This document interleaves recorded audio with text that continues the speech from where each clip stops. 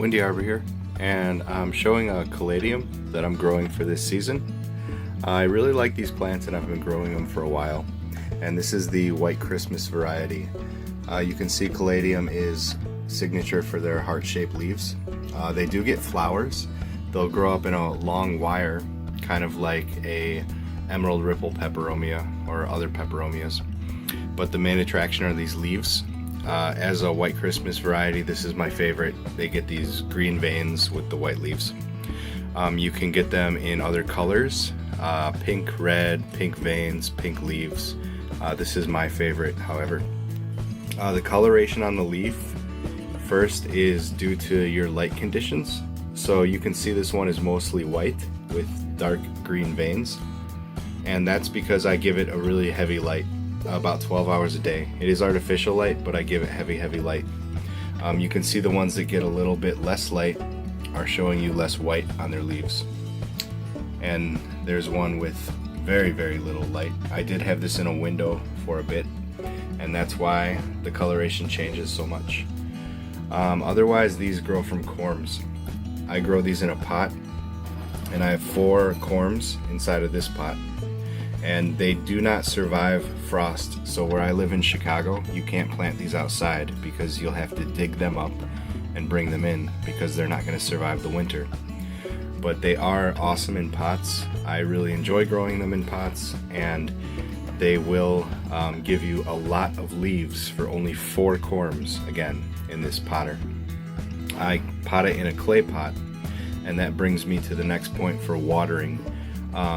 As these are corms, they're very susceptible to rotting away. So you want to underwater and make sure not to overwater. If you're overwatering, you're going to watch all your foliage die off and you're done because the corms are rotting in the soil. So make sure to let the soil dry out. As you can see, I watered it recently. So I'm going to let this go until the soil is completely dry, and then I'll re-water it. I do fertilize it during the growing season with some fish emulsion every couple weeks, and that just keeps your plant going healthy. But since it's a corm, that's not entirely necessary. Even if you do plant these in pots, you have to let them go dormant. So after they grow their leaves, they're going to start to look a little bit sadder. They might droop, or their leaves might get a little bit red or brown, and that's when you have to rest the plant.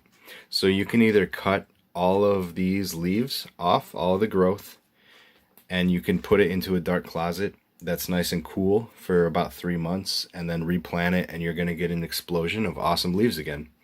If you don't rest it, your plant's just after 3 to 6 months, it's just not going to look great. So you have to rest it. If it's outside, you can go ahead and dig them up and do the same thing, put it in a dark closet and replant the corms. If you do want to divide this plant as well, the corms are kind of like a potato. So they have eyes on it, and each eye will grow a leaf for you.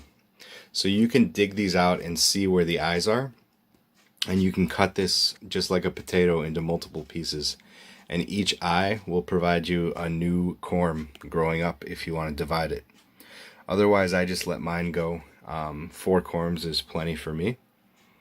And just make sure to keep your lighting bright to get the nice leaves, and make sure not to overwater it. And for about 6 months out of the year, you're going to get an awesome plant. The terracotta pots are a little bit more forgiving with water. In the plastic, the water just sits on top of the bulbs. This is porous, so it's going to let some of the water out.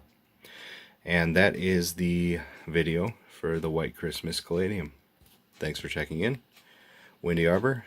Please subscribe if you're enjoying the content, and I'll catch you next time.